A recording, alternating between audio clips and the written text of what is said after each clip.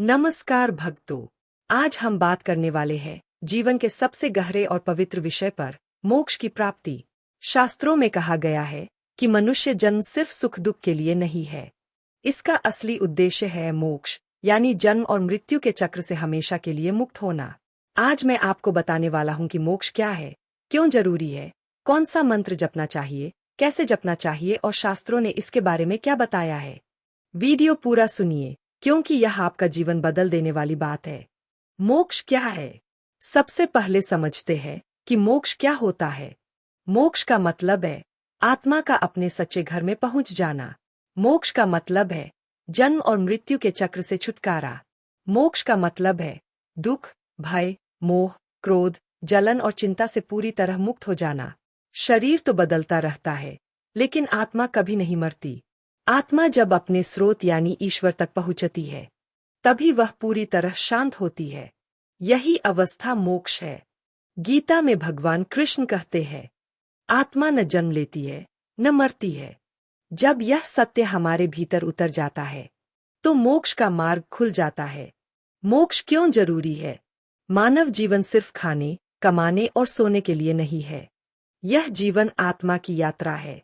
जब तक मोक्ष नहीं मिलता, यह आत्मा बार बार जन्म लेती है, बार बार दुख सुख भुगतती है।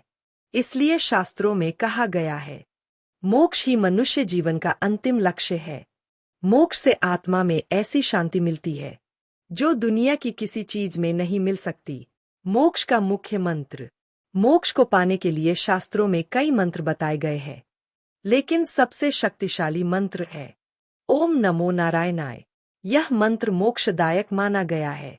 इसे रोज जपने से मन शांत होता है, विचार शुद्ध होते हैं और आत्मा ईश्वर से जुड़ने लगती है। इस मंत्र का अर्थ है, हे परमात्मा, मैं आपकी शरण में हूँ। मंत्र जपने की विधि। अब जानते हैं इस मंत्र को कैसे जपना है। सुबह स्नान करके शांत जगह पर बैठिए, पीठ सीधी रखिए, आंखें हल्की बंद। अपने मन में सिर्फ एक भाव रखिए, हे प्रभु, मुझे मोक्ष का मार्ग दिखाइए। अब धीरे धीरे मंत्र का उच्चारण करें, ओम नमो नारायणाय, ओम नमो नारायणाय। कम से कम 108 बार यानी एक माला जपें। अंत में 2 मिनट शांति से बैठें और भगवान को धन्यवाद दे, हे प्रभु, मुझे सही मार्ग पर चलने की शक्ति दे। मोक्ष के शास्त्रीय मार्ग। मंत्र जप तो करना ही है, लेकिन शास्त्रों में और भी रास्ते बताए गए हैं जो आत्मा को ऊपर उठाते हैं। पहला मार्ग, ज्ञान योग। अपने आप को शरीर नहीं, आत्मा समझना। आत्मा कभी जन्म नहीं लेती, कभी मरती नहीं। यह समझ गहरी हो जाए, यही मोक्ष है। दूसरा मार्ग, भक्ति योग। ईश्वर से प्रेम करना, उनका नाम लेना, उन पर भरोसा करना। भक्ति मोक्ष का सबसे आसान मार्ग है। तीसरा मार्ग, कर्म योग।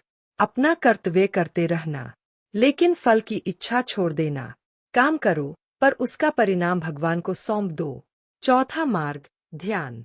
रोज 10 मिनट शांत बैठकर सांस पर ध्यान लगाना।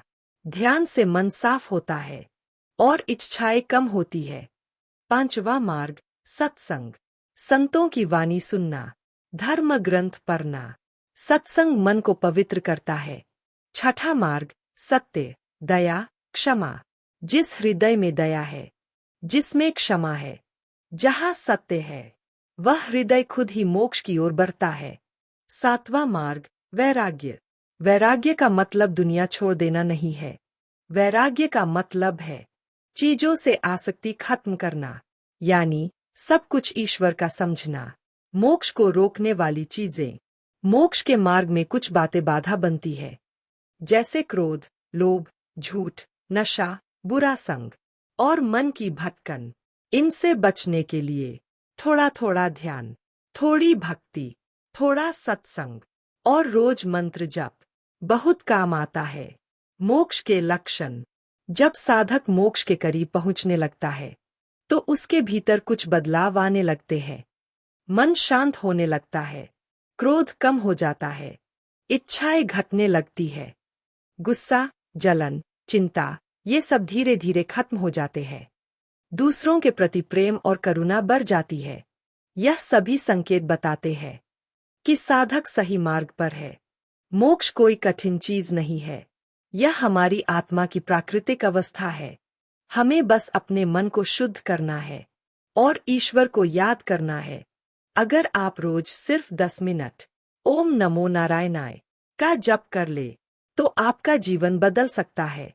अपने भीतर की आत्मा को पहचानिए, ईश्वर के करीब आइए और इस मानव जीवन का सच्चा उद्देश्य पूरा कीजिए। धन्यवाद।